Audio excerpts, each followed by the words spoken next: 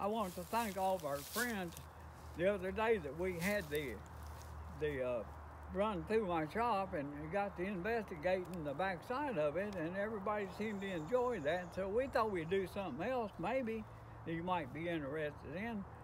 We got an old time grist mill and hit miss engine and old shop here. We'll come on down. This was my grandfather's shop, and I moved it out here not long after my other shop had burned. And I worked in this little building right here for about 10 or 12 years. I built some of my best long rifles in here. And I actually kind of liked the little shop. It was so snug that you couldn't move around too much. But we got to do what we got to do to keep going. I love this shop. Like I said, it was my grandfather's, and Mama wanted it moved, so she gave it to me, and I had some friends, and we brought it out here and set it up pretty much like his shop. He had a little workroom. It was kind of in reverse, about that same size, and the rest of the shop was a smokehouse. Well, it's made an excellent little grist mill. You can see the hit and miss engine and the mill with the stone bird. We'll explain a little bit more about that once we go in, but here's the corn that we're going to grind. It's a white open pollinated corn that's actually, we get purchases at Christian County Grain down in Christian County. And they buy only from Amish and Mennonites, so we know it doesn't have a lot of weed killer and all that stuff and growth hormones and no telling what. And it's so much better for you than the meal that you get on the grocery shelf. It's still got the germ in it and not being bleached and degenerated, so it'll keep on the grocery shelf forever. I remember as a boy my grandfather talking about how good the old-time cornmeal was and how good the cornbread, and tried to explain to me about the stone birds and engines. I didn't get it until 1968. Jerry Martin and I bought an old blacksmith shop, and this engine here was in there. We didn't know what it was. We thought maybe it was a compressor that was covered with grease. And anyway, later on, I bought this almost brand new mill that was from Winston-Salem, North Carolina, and set it up here in 1973. We ground cornmeal and wheat ever since. I remember him describing the mill paddle that the old timers used, and we went to an old abandoned mill, and there was the mill paddle hanging on the wall. The reason it was so handy was they could go right into the corners and get every little grain. So anyway, we're using dough balls for ours, so we use the rounded scoops. I think we'll go inside and take a little bit better look at our mill and my little workroom here. Yeah, I had found this cabinet at the flea market. I use this little room here to work on our hit and miss engines and Model T parts. A lot of Model T parts in the engine. Now this is a bracket off of a 7-horse economy, but I use it to test my spark plugs. I've got one in there now, and if you flick it, you can see the spark. If it don't spark, it needs to be taken apart and cleaned. So that comes in real handy. And I traded a while back for a Model T coil tester. This is it. We got it set up. I don't have a coil in it. But as you turn this, it'll tell you what the coil is doing. Yeah, here's the Model T coil. There was 4 of those, one for each cylinder in the Model T. They were cantankerous, but they were very efficient for that day and time. You had your own power source. Well, come on in. A little work into the grist mill. This is the 5-horse Hercules that I got in 1969.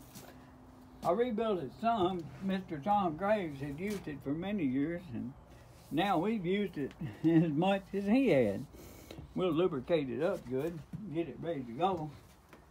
And here's the stone birds over here, encased in wood. And it has worked, like I say, for many years. And I've taken care of it, and it's still just as good as it was the day I brought it in here.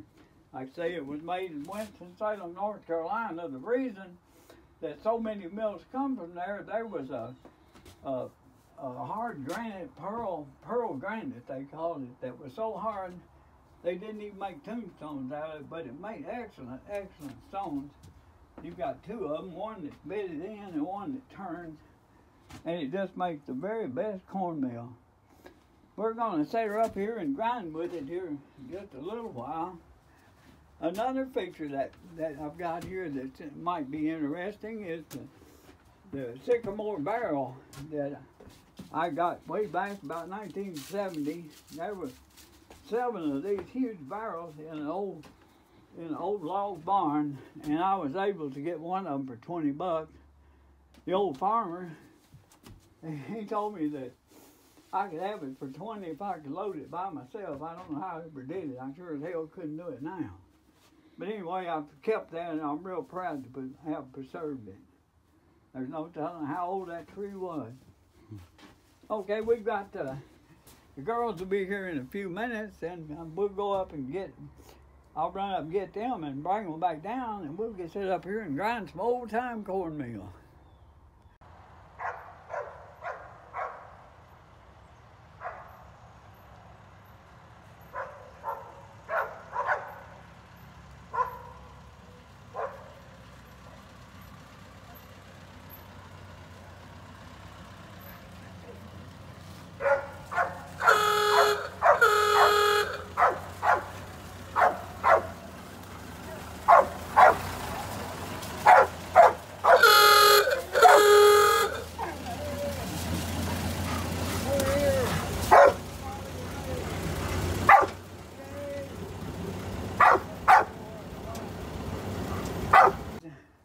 See if we can get her going.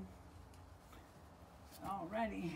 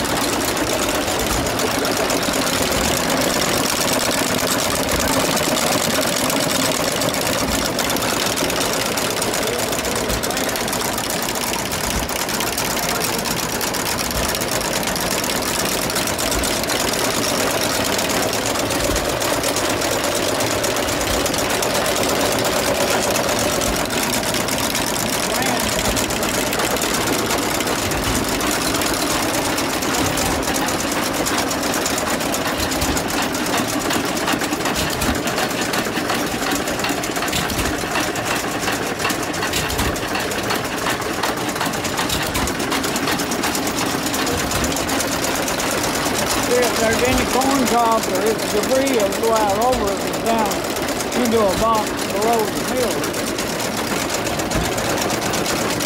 It was going, got the filter into the corn, there's the one for wheat. Trying a lot of wheat too.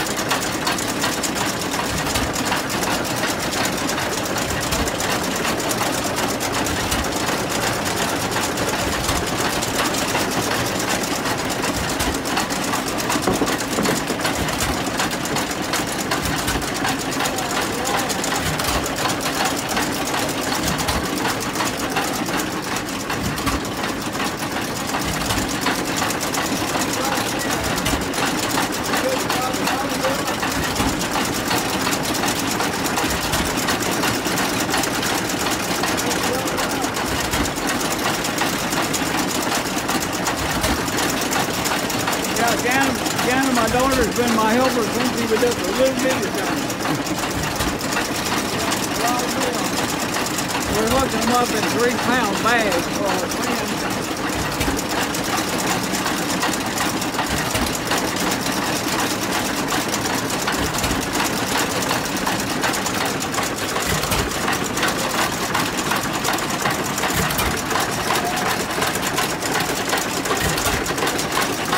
I guess that's about good enough.